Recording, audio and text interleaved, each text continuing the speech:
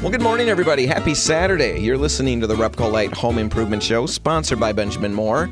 And I want to start with something that I hope has happened to many of you. I'd love it if this happens to all of us. But anyway, the other day I had crumbs on the kitchen table, and because of those crumbs, I ended up caulking around the tub surround in the bathroom. Yep. All makes perfect sense. Let me explain how it all shook down. I was walking through the kitchen, through the dining room, heading to the living room to enjoy some well-earned leisure time.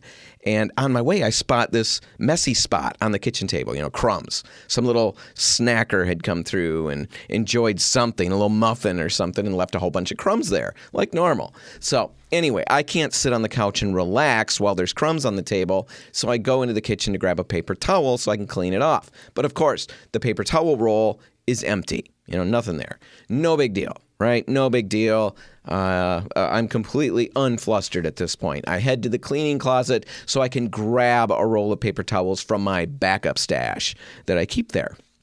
So open that door. There they are, up there. And somehow they're way up there. I have no idea how I got them to a shelf so high.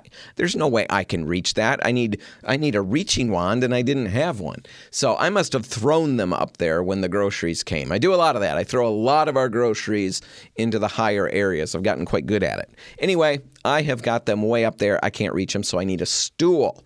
All right, so I go to the other room. I grab a stool. When I come back, I realize I can't reach them, even with this stool, unless I put the stool in the closet itself. I can't reach them from outside of the closet with the stool. It's got to be inside the closet. Well, the stool can't go inside the closet while the vacuum's there. So I pull the vacuum out of the closet so I can put the stool in there. But before I put the stool in there, this makes perfect sense, right? Before I put the stool in there, I notice in the closet all around the corner, which was previously hidden by the vacuum, I see spider webs and all kinds of little mess. Well, I've got the vacuum out, and I might as well vacuum those things up. So I get the vacuum, get the cord plugged in, get the attachments on, the hose out, and I vacuum all around the corners of the closet.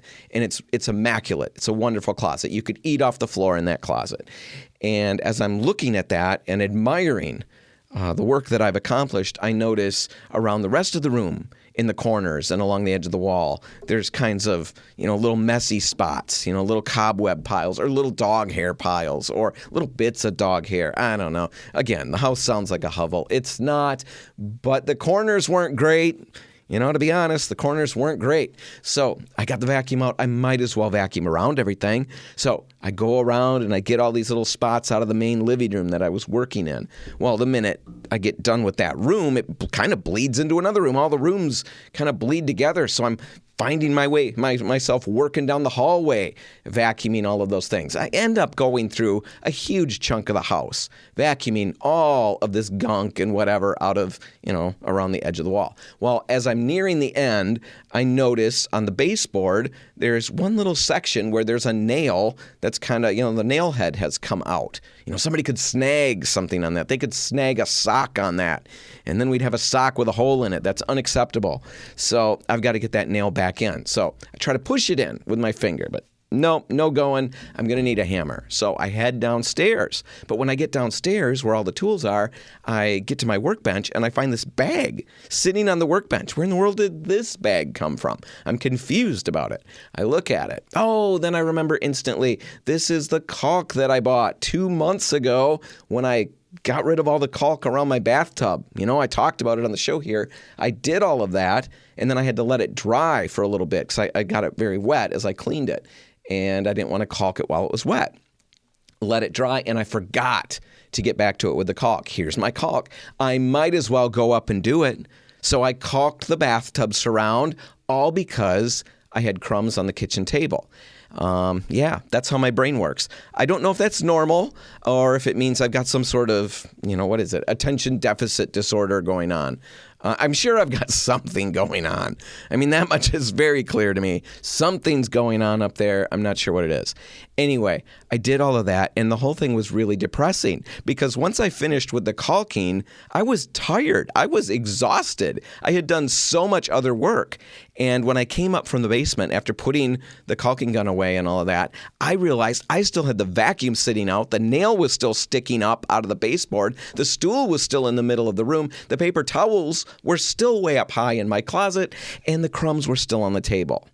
So let's get to the paint point and all of that. And it's something that I'm going to call the prep trap.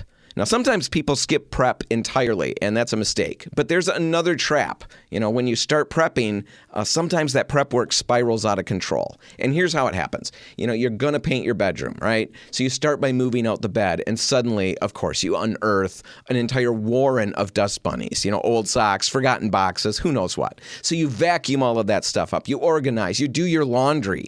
And then you start taking pictures off the walls, so you can get at the walls now. And you realize the pictures are dusty. All the frames, they're really dusty. I can't live with this. So you clean those too. Next, you try to, finally start wiping down the walls. But the nails from all the pictures that were hanging up, they keep snagging your little wiping rag. So you got to pull all of those out, which you should have done anyway. But, now's when you finally catch it. So you start pulling those out, but it turns out your walls, they're plaster. So 4 of those nails pull great big chunks of the wall off with them. Now you've got those repairs to do. And then you notice there's cobwebs on the ceiling and a possible water stain. That all of a sudden is there. Is that old? Is it new? Who knows? You crawl into the attic. If you're like me, you're crawling in the attic at that point. I got to know, is this old? Is this new? And thankfully, let's say you find out it's old, but now you've seen it and you can't unsee it. So you go get primer from the store. By the time you're back, your room's still torn apart. You've been working for 3 hours, and not a drop of paint is on the wall. Prep is essential, but don't let it become a trap. Plan your prep in stages. I think this is some of the best advice I've ever given, and I repeat it from time to time. Break the prep up over the course of a week, aiming to paint on a Saturday. So Monday, take down the pictures and pull the nails. Tuesday, patch the holes and broom off the ceiling. Clean up the cobwebs. Wednesday night, you lightly sand down the patches and wash the walls. Thursday night, you wipe down all the trim. Friday night, you move your furniture out, you clean under the bed, and you tape what needs taping. Then by Saturday morning, when that dawns, you're ready to start painting. You can start bright and early, and you can get straight into the heart of the work. And that means that you're going to put yourself in the best, possible situation to complete the work by the end of the day, if not by noon.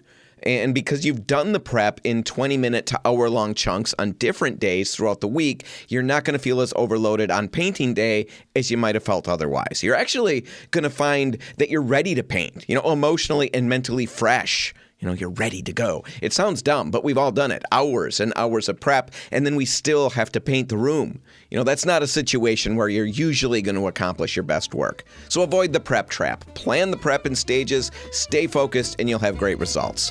All right, let's take a break. When we come back, I'll be in the studio with realtors Ginger Herman and Sue Prins. That's next. Stick around.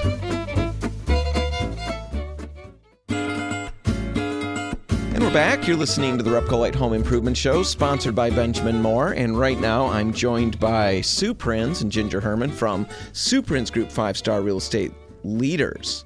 Whoa. Right, Sue? You got it. I know. But I paused for a second because I wasn't sure if it was... couldn't remember. We are the leaders. Yeah. The leaders. Let's make that clear. The leaders. All right. So you guys work out of where? What area do you cover? Everywhere. Yeah. No, I'm just kidding. Yeah.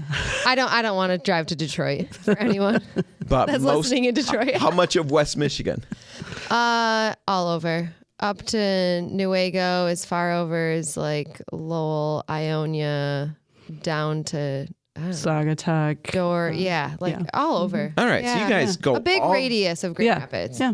Big radius. So you guys cover all of that area. You've been in the studio plenty of times. Ginger, you were here alone last time because Sue was in, somewhere warm. Which sure would be nice. Eventually we'll have that. I felt punished about that when I heard you guys. Yeah, we were freezing in the studio.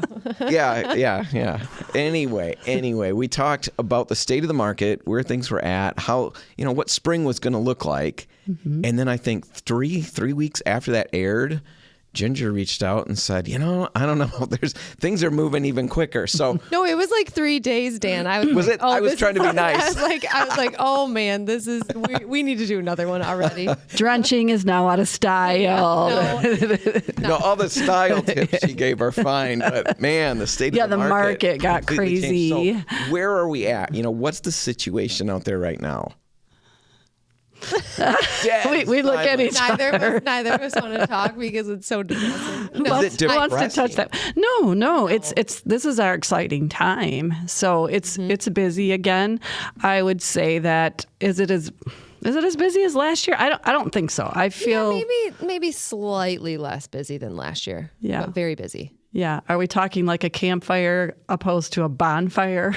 Yeah, that's a great way of putting it. It's like, and when we say busy, we still mean it's a strong seller's market and there's low inventory and a lot of buyers that are looking to purchase homes. So we're still in the multiple offers, prices going way over if it's priced accordingly. All right. That's what we mean by busy. Okay. Yeah. So like you said, I was letting you have 3 weeks before things went off the rails. You said it was 3 days.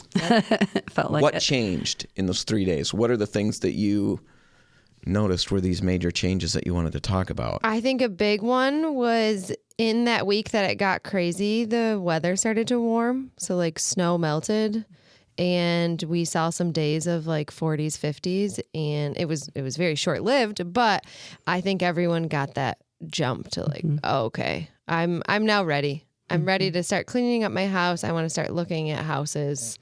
That's kind of the only thing I can think of way back then, just because we typically always hit a spring market close to March, but that was in February. So I think that was what you saw. It just hit quicker. Yeah. Yep. Well, all it takes is a few warm days. I call it a warming trend. And it feels like, oh, spring is coming, the warm weather. And it just brings everybody out of the woodwork. Because rates didn't really change. No. I mean, maybe very slightly. So that's not what brought buyers out. I think it was the warm weather. Okay, so and buyers are out. Spring. What did the seller, I mean, are there, what's the inventory look like? I mean, is it? It's low. It's low. Yeah, I think it's, that's where I was comparing the campfire to the bonfire. I feel like the inventory is higher than it was last year, but overall it's low. I mean, I think I saw a 1 month supply of inventory, and I think this time last year it was even lower than that, which is, I mean, houses were lasting about 7 days on the market, and the average right now is 14. So you see, it's still a low inventory. Prices are still way up there. Yep. Yeah, prices are still way up. I think what's changed a lot is, we talked about this the other day, inspections are back on the table. Not so much for the lower, like, first-time buyer range, where we're seeing more multiple offers than maybe just 3 or 4, or maybe no multiples, but still getting. So first-time buyer range, let's talk about that for a second. You're saying that in those instances, you're not seeing inspections getting done because there's multiple offers coming in. Yeah, right. Like under 300,000 is tough out there. Okay, no. So under 300,000 is first-time buyer range? Yeah, typically. Yeah. Yep. Wow. Like we just yesterday. Oh no! Okay, so what's that face? Oh, that's just a heartbreak. I wish your people could see that face. It was. I mean, we were in the 60s. Yeah. And wow, $300,000. Inflation, baby. Well, you're looking at. And you should see what you can get for, like, comparatively for the 250 to 300 range to the 350 to 450 range. It's quite different. Like really good, you're getting really good stuff in the 250 to 350 range. You're saying it really is like the first. Those are that is. I feel and like you're waiving inspections on that, which to me, those are the ones that really. I was just going to say, we heard yesterday in our meeting, one of our team members went through a property and there was like over, what did she say, 90 showings and 35 or whatever 36 offers on the table. And that was that first-time buyer range, a Grand Rapids listing. You know, she said it was a decent house, but it's going to need stuff, you know. So you think about, you're going to write an offer and you're competing with 34, 35 other people. you have to make that offer really strong and really clean. Which means winnable. What does that mean? Well, when we're saying inspections are off Clean. the We're not table, going to use any curse words. Exactly. All right. I can do that. not a lot of extras, right? Or no extras. Not to say you can't get inspections, because, and we've talked about this before in your studio, that you can do the pre-offer inspections where you're getting inspections ahead of writing your offer. So it's not like, they're SOL. You're just making sure to take precautions that you're gonna buy right and not buy something that needs something more than what you're willing to put forth in it as extra money or maintenance. So we're seeing clean as being like, maybe they're giving them everything, the sellers, everything they want as far as possession days, and which means time in the home. Closing. Time in the home. Yeah. Their price. And more, right? Their price and more. We're not going to be begging for extra things in their home, or like I said, the inspections will waive the inspections, but maybe with a pre-offer inspection. And we never encourage you to not get inspections. We've talked about that too. It's really, we want them to have inspections, but it's all about, how do you want to win it? So here's some strategies to win it. And how that usually goes down, I'll have a buyer say, what do I have to do to get this house? And you can see it in their eyes. There's desperate, the craziness, desperate eyes right there looking at me so like, bad. what do I have to do? And then I have to tell them, all right, you got to go way over on price. You got to waive inspections, and we might have to pay over appraisal value. And that's just you keep smelling salts in the car to wake people up after that. And, yes. And they might throw some punches. That's all right. Holy smokes. But that's why, to Sue's point, that you need an expert on your side. Because if you are competing, whether you're competing against 3 people or 38 people, you need someone that knows this market and that knows how to write the contract to get you the house. Because otherwise, you've never seen the contract before, and you don't know what the trends are out there. So that's first time buyer. That's what we were kind of looking at there.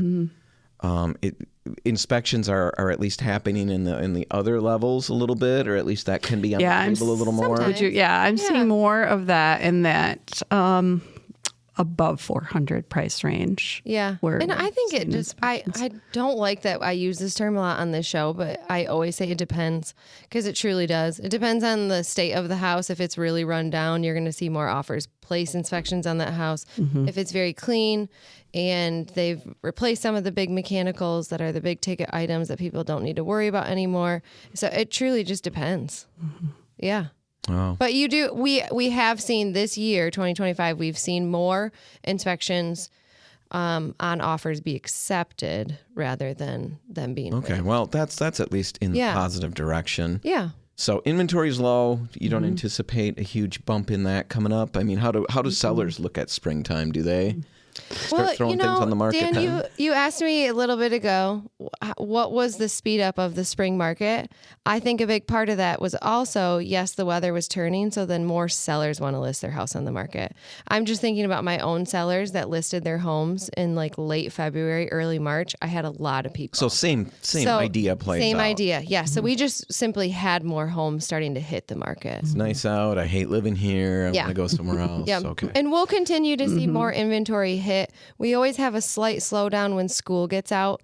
You have people that are going on vacation or, prepping for summer months, whatever it may be. So we might have a little bit of a slowdown, but it's going to be slowdown in the buyers inventory. Making Inventory. Yeah. So sellers may be hitting the market, but I think that we're going to, from here on out, it's like a lender yesterday said, all right, our football season is March to November. So here we're in it. Yeah. And we're going to be in it, like he said, close to November time. All right. Yeah. Well, let's take a break a minute, and then I want to come back on the other side and talk about maybe a couple strategies, but then also, Sue, you made a phone call to me you were pretty frustrated. The crying and whining and kicking You were and screaming. whining, and we're going to talk about that in just a minute. Stick around.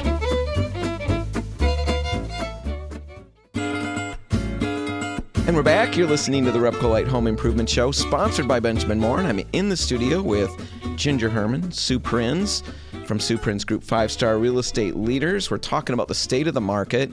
You guys come back on the show maybe 4 times a year, 5 times a year, and kind of give us an update. And so far, the update's not been terribly wonderful this time. It's better than it was last year. Yeah. Things are looking a little better, but inventory's still low. If you're a first-time buyer, get a realtor. That's the very first thing. Yeah. Best piece of advice. That is. to look into, and they will help you navigate whatever's out there for you. Yeah, the contracts are so complicated, right? And how would you know how to do that on your own, right? So with all of that said, like some strategies, and I know there's not too much, maybe there's not too much different from last time. Maybe it's just get pre-approved, figure out, whatever. But if somebody's in that boat, maybe 2 months ago when you were on, Ginger, they weren't in that boat. So really quickly, what are the best strategies if you're looking to get into this market and snag a house? You're asking me to give away all my secrets. Yeah, no. Just give away one. And then the rest, they'll have to come to you to get. Yeah. Can I bill you for my time right now? Absolutely. Okay. My checks bounce, but you can bill all you want. So you want me to give you the best strategy for I'm just thinking if I'm trying to buy a house, okay, let's make it very personal. My kid is going to be buying a house, first-time house. First question, is he going to call one of us? Of course he's going to. All right. Go ahead. What is the best thing for him to do? Is it? I've already told him you got to go get pre-approved for a loan. Right. I mean, it's Number one. where everything starts. Yep. That's the best place to. Anything else that you would tell him? How I would approach this is I would probably start after he gets a pre-approval is like, how much money do you have to work with? And then let's allocate that where it's going to best fit the offer that we're writing. Meaning, if let's say he wanted to put 20% down on a house, I might say, well, maybe we can cut that back to 10% and use those extra funds to pay over appraisal on a house if it got to that point, right? That's just one example. And that's not going to be for every house that we would write on. But I would want to sit down, how much money do you have to work with? Depending on the house that we're writing on, we might want to move, those funds into different categories to get the house. That could even be, you might want to cut down on your down payment and waive inspections. And now you have a little cushion fund to, if you move into the house and the furnace is actually, going to die soon, now you have the money to pay for that furnace. All right. Does that make sense? Yeah, I 100% agree. You almost work backwards from the funds that they have into how we're going to structure the offer. And we can write offers very creatively based on that. So. All right. So that's all really So we good. didn't give you a ton there because we don't want to give away all of our secrets. We don't want to That's talk cool, about but- our creative ways. And that's why go get a realtor. I mean, even what you said right off the bat is just, allocating the funds and doing all of that. Yeah. The house I bought, I think the one I'm in now, we used a realtor. The first one, we didn't. We just did it on our own and we muddled through it and had no idea what we were doing. So I think that's really good advice. So okay, go ahead. No, I was just going to say to the extent it's not just writing the offer either. So you need a realtor to be there during the pending process. Because what if something goes wrong? And I'm looking over at Sue right now because I'm sweating right now. We have had, I probably can't swear in here, we've had a bleep of a month. Both of us with just some doozies of sales where we've had stuff come up that it's like, now we got to work through this. Now we got to work through this. So let's get to that because that was Sue's phone call to me. Yeah. Just, She was okay, upset about something. well, here's what I think we should talk about because this is going on. And talk about what's going on. You started to. Yeah. Go ahead, Sue. You're the one calling and complaining. You're the what one was your whining. complaints? Well, yeah, no, I just was like, I think a lot of people who are jumping onto the dance floor that are either going to be buying or selling are not necessarily thinking about there's a lot of cogs and wheels that are in motion when you write a contract. And so, yes, problems can occur. You got to have the stomach for it. And I don't want to have this part of this segment put any fear into anybody from, wanting to purchase or wanting to sell because, this is what we're here for. This is what the experts are here for, is to help the transaction to go smoothly. And sometimes our buyers and sellers, I know you would agree, Ginger, they don't even know sometimes what's going on behind the scenes that's making us freak out, right? So what is going on? So, what did, give us some ideas so that people out there understand a little bit about what you're talking about. Well, I'll just give you an example. Stories are fun once you've gotten to the other side of it, right? Yeah. So I had probably the day that I called you, I had a appraisal go way south, meaning that it came in much, much lower than what the purchase price was, almost $50,000 lower. Which is a big deal because the bank is no longer going to give that buyer The loan. the loan because it came in so low. Right. Okay, so the sellers aren't saying, oh man, I guess we just overcharged. The price stays what it was. Now the financing doesn't work. Now it's like, all right, is someone going to come up with the extra money? Yeah, or are we what gonna are we have gonna to go do? down to that price? Right. Gotcha. So both Right. sides are like, what What are we going to do? Right. My seller did not know when that happened because I first was going to look at the appraisal and make a decision whether is there any more that I can contribute to it, because I did my homework to price it where I priced it and I felt confident with it. So I'm like, what did he come up with that I didn't see? I did find a mistake. It wasn't his mistake. It was a comp that he used was He meaning the I'm person sorry, doing the appraiser. I apologize. No, that's good. So the comp that the appraiser used, one of them, it was inappropriate in that there was misinformation on it. I did some digging and like, oh, the square footage was wrong. It was totally off. And he just went based on the report, the listing. So I did find that, and I also found a couple other comps that he hadn't used. So I very carefully disputed his appraisal. Which we're allowed to do. Which we can, right? So I brought that to attention of the appraiser. He was very kind and was willing to take a look at what I was bringing to the table. And then the buyer agent was also thankfully in our corner as well. She's like, I know, Sue, that was a low appraisal. My buyer is coming to understand that too, as I have been speaking to her. So we were all working together for the same thing.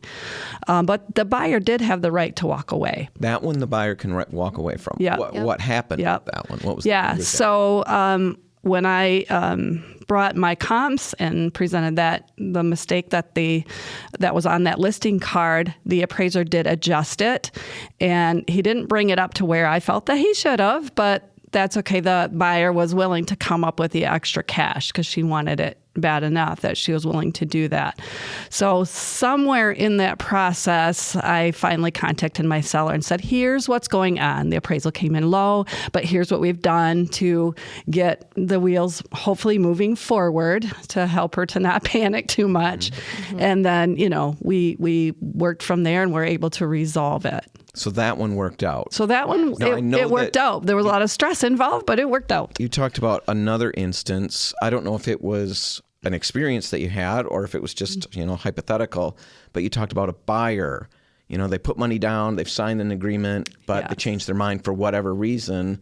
And you were saying to me on the phone that people don't realize, and I didn't realize, that I'm not just out the money I put down. Yeah, this was a contract of sorts, a contract that I signed. Yes. Right? Yeah. Talk about that a little bit. Yeah. When buyers and sellers sign a contract, it's a legal document. And so what you're saying on there, from price to all the different terms, when it's written that way, that's the way that it needs to be carried out. Otherwise, there could be what's called a breach of contract. And in that case, there was a breach of contract in that. So this was a real situation. It was a real situation. Okay. There was a breach of contract in that the buyer, let's call her Buyer Betty, decided to back out of the contract for personal reasons. Mm-hmm. Seller Sam was... Wow, their names are like the same as the names have been changed to protect the innocent. Hope not. We used to watch that show, Dun, Dun, Dun, Dun, Dragnet, right? It's taking me back, but it's like, these are real stories, but the names have been changed to protect the innocent. So Seller Sam was definitely not having it. Like, okay, I've already paid for my moving people to come. I have already hired estate people to come in. I have already made some inspections, concessions. I've fixed things that the buyer wanted me to fix that maybe they wouldn't have had to. Also, what if Seller Sam didn't get, let's say we relisted it and Seller Sam didn't get the same price, a much lower price. These could all potentially be consequences for the buyer. If the seller decided to pursue the buyer. After the buyer would fully walk away from the contract. Yeah. Consequences for the buyer, meaning that they would monetary. legally, okay. Yeah. Mm-hmm. So, I mean, it's our job as the real estate representatives, the professionals, to say, okay, here's your options.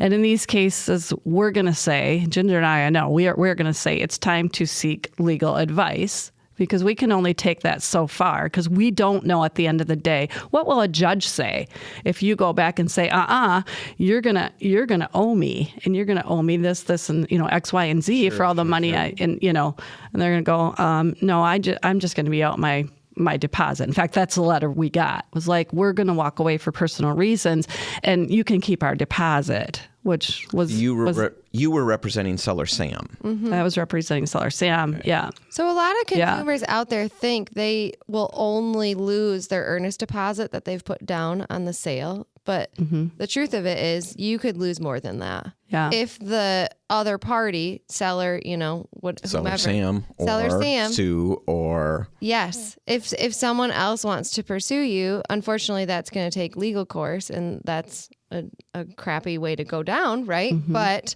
they could seek out further funds if they wanted to. Okay, so backing out of a purchase agreement, that's not a simple process, but I do know there are situations where a buyer can legally back out of an agreement, and I want to talk about some of those after a break. We'll be right back.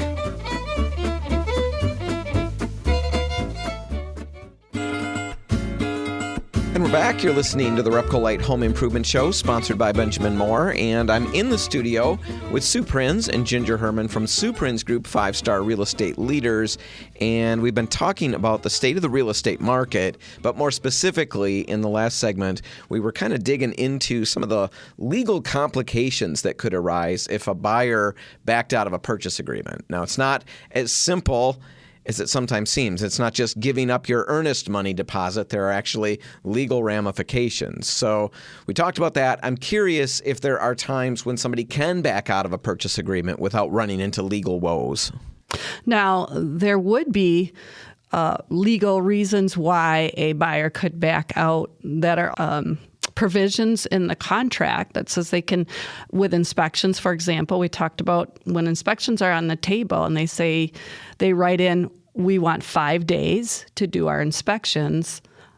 If they could back out if they wanted to back out within those 5 days, they legally can do that. If they found something new on the house that they didn't, see the first time around. They also can back out from a contract if their financing changes or the lender's not able to make this mortgage work. And, even though they got an approval letter, maybe something came up that, the lender was not aware of, or their financial situation changed. They lost a job. That allows for an out for the buyer. Yep. Also things like, what if something showed up with, they ordered a survey and something showed up, in a survey or in title. There's many provisions. Now, are those things written in, or that's just always written in, or that's understood that those things... A little bit of both. Yep. I would say it's not understood. So it's either already written in our contract or me and Sue are writing them in our contract. Yeah. Mm-hmm. I will tell you that the story between buyer Betty and seller Sam, it worked out. We ended up going to a closing. In fact, it closed last week. But the thing is that both parties, I know, even buyer Betty, who wanted to back out for personal reasons, they were both very thankful that they had professionals on their side. Because buyer Betty's agent was able to talk her off the ledge, help her through what she was dealing with. And I was able to help seller Sam with how do we navigate this? When we involved the attorney wrote a letter and said, you signed a legal contract. You are breaching contract. I don't think buyer Betty really understood, like, oh, I can change my mind.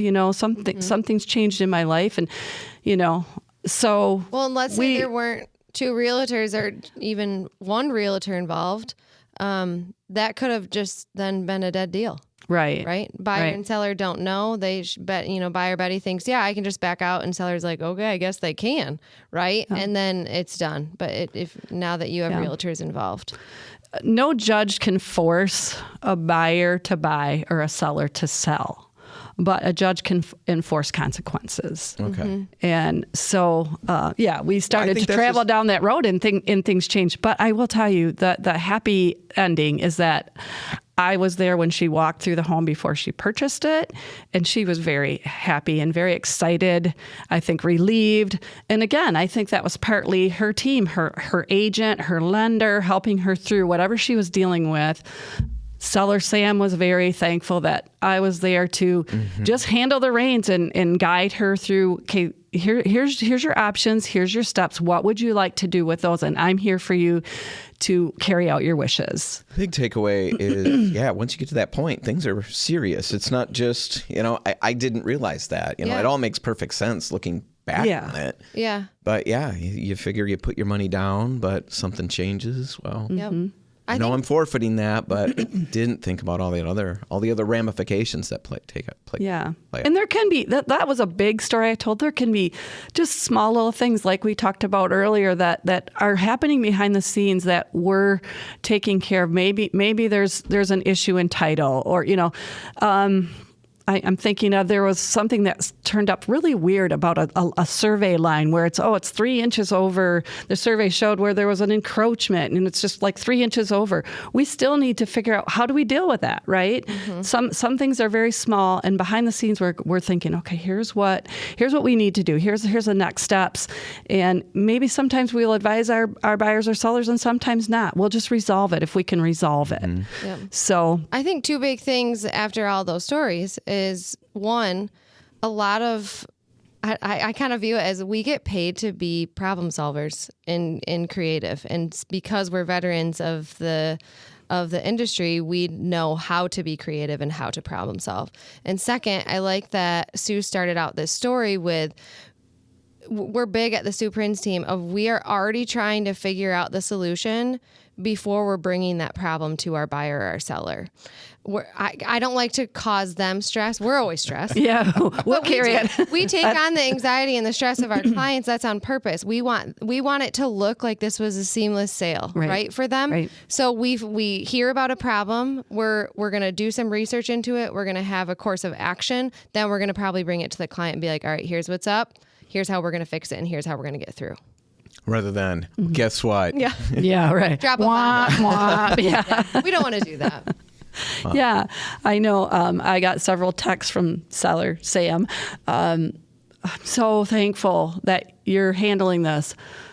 So thankful that I don't have to carry all this by myself right now. Because even some of the details of the moving people and the estate people and all that, we had to work through timing. Do we put it back? Do we put it back on the market? What if we put it back on the market? How will that look? And just making sure I got your back. Yeah. If we do this, this is what's going to happen, and I got you. Yeah. So if our listeners out there are thinking, I want to be the next Seller Sam, or maybe I want to be Buyer Betty, but I want to do it right. Yeah. But I want to use you guys. How's the best way for them to get in touch? My cell is 616-723-2400. Ginger's is 616-633-5880. All right. Well, I know you guys have appointments. You've got things to do. You walked in and said, more problems we've got to things solve. to do. We've got to get out of here on time. So I'm releasing you on time. Thanks for being here. No, Thank you so much. It. We love it. We love coming in and seeing you. And that's going to do it. If you want to catch this one again, you can find it online at RepcoLite.com or get it wherever you get your podcasts. Now, a few things that I want to cover before I wrap up. A couple things. First off, remember that Regal Select, Ben, and Aura interior paints are all 20% off until April 29. Benjamin Moore is out there advertising this nationally as a limit of 3 gallons. But at RepcoLite, we're not enforcing that. You can buy as much as you'd like. So just come on in and buy as much as you want, and you'll get 20% off on all of those. Regal Select, Ben, and Aura interior paints. Goes till April 29, so it's good through next week, Tuesday. Second thing, check out RepcoLite's YouTube page. We've got a ton of bonus content out there that we post. It's definitely worth checking out. Last week's interview, for example, with Keegan Summers from Vivid Creative Contracting. It's out there. It's a lot of fun. It's worth watching. Go check it out. Finally, I already mentioned the fact that this is a podcast, but I'll say it one more time. Check it out as a podcast. Wherever you get your podcasts, Apple Podcasts, Spotify, wherever you go. You can find the RepcoLite Home Improvement Show and then subscribe, and you'll have access right off the bat to over 200 episodes going back quite a ways. We've got over 400. I'm not sure how many you can get on the podcast. Maybe you can figure that out. You go check it out. It's worth it. You will be so pleased with yourself for having done that. All right. Whatever you do today, make sure paint's a part of it. And remember, your next project is way easier than you think it's going to be. Stop out at any RepcoLite and let us help. All right. Have a great weekend, everybody, and I'll see you next week. I'm Dan Hansen. Thanks for listening.